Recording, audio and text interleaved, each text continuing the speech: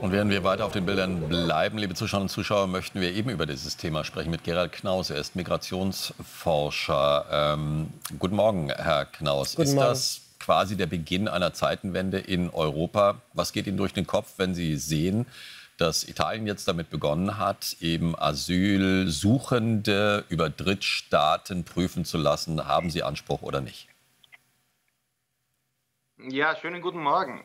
Das Problem an diesen Bildern ist, es zeigt zumindest eines sehr, sehr klar. Giorgia Meloni ist es gelungen, mit ihrem Abkommen oder ihrer Einigung mit Albanien einen medialen Coup zu landen. Alle Menschen, die sich für das Thema interessieren, reden jetzt über diese 16, es werden ja wohl noch etwas mehr sein, die da hingebracht werden. Aber die entscheidende Frage, ob das ein Vorbild sein kann, die entscheidet sich ja erst, wenn die Asylverfahren abgeschlossen sind und man sieht, was passiert dann mit denen, die aus Bangladesch oder Ägypten in Albanien von italienischen Beamten und Beamtinnen abgelehnt werden. Und da werden wir dann sehr, sehr schnell auf das Grundproblem zurückkommen. Ist Bangladesch, ist Ägypten oder sind die hier Festgehaltenen dann bereit zu sagen, ja, wir nehmen sie zurück oder wir gehen zurück? Denn wenn das nicht passiert, bleibt Italien verantwortlich unter diesem Abkommen und dann werden diese Leute über kurz oder lang nach Italien zurückgebracht bzw. hingebracht und damit wäre also ganz wenig erreicht. In der letzten Woche sind fast 2000 Leute in Italien angekommen. Darüber redet aber fast niemand, aber alle reden über die 16, die nach Albanien gebracht wurden. Also politisch erfolgreich, ob es aber etwas bringt, das wissen wir jetzt noch lange nicht.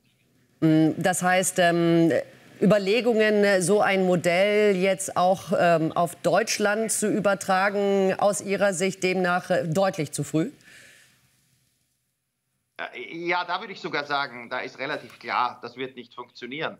Aber gleichzeitig ist es trotzdem ein interessantes Experiment, denn es geht jetzt darum zu sehen, mit dieser großen Aufmerksamkeit, auch kritischen Aufmerksamkeit, es gab auch viel für mich nicht verständliche Kritik, denn Albanien ist natürlich kein Land, um Leute abzuschrecken. Das ist ein NATO-Mitglied, ein Europaratsmitglied, ein Kandidat für die EU.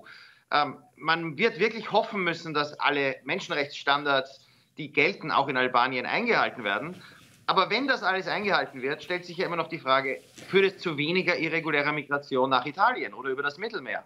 Was wir wirklich bräuchten, und diesen Schritt ist Giorgia Meloni noch nicht gegangen und die Kommission auch nicht, sind Drittstaatsabkommen, wo am Ende diejenigen, die Schutz bekommen, in dem Drittstaat bleiben können, wo man aber auch gleichzeitig in der Lage ist, ab einem Stichtag zu sagen, wer jetzt kommt, der wird fast automatisch in diesen Drittstaat gebracht, mit dem Ziel, wenige Menschen überstellen zu müssen, aber die irreguläre Migration nach einem Stichtag drastisch zu reduzieren. Das ist in der Türkei 2016 gelungen.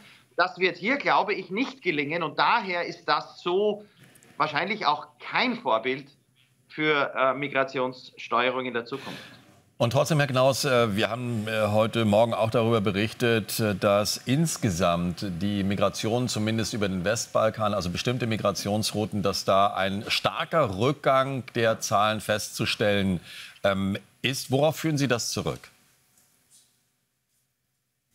Ja, da muss man immer sehr genau hinschauen, ob Prozente und Vergleiche mit dem letzten Jahr angeführt werden, um den Rückgang zu beschreiben, oder ob man auf die letzten 5 oder 10 Jahre blickt. Blickt man auf die letzten 5 oder 10 Jahre, dann stellt man fest, die Zahl der Menschen, die über das Mittelmeer kommen, in die Europäische Union, wird dieses Jahr so hoch sein wie 2022 und höher als 18, 19, 20, 21. Die Zahl der Menschen, die in Deutschland einen Asylantrag stellen, ist hinuntergegangen im Vergleich zum letzten Jahr, aber sie liegt höher als im Jahr 2017, 18, 19, 20, 21, 22. Das heißt, im Vergleich zu einem Rekordjahr 2023 geht es runter, aber strukturell hat sich nichts verändert. Und viele, die in den letzten 4 Jahren in Deutschland einen Asylantrag gestellt haben, aus vor allem Syrien und Afghanistan, wurden auf der gesamten Balkanroute nie erfasst. Die sind durchgekommen ohne Registrierung. Die tauchen auch in den Statistiken von Frontex nicht auf.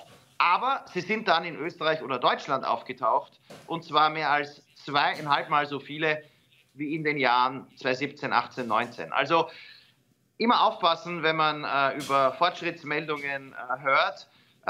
Wenn es da nur um Prozente geht, im Vergleich zu einem Rekordjahr, ist das noch kein Durchbruch. Herr Knaus, danke Ihnen sehr für diese Erklärungen. Dankeschön. Ich danke Ihnen.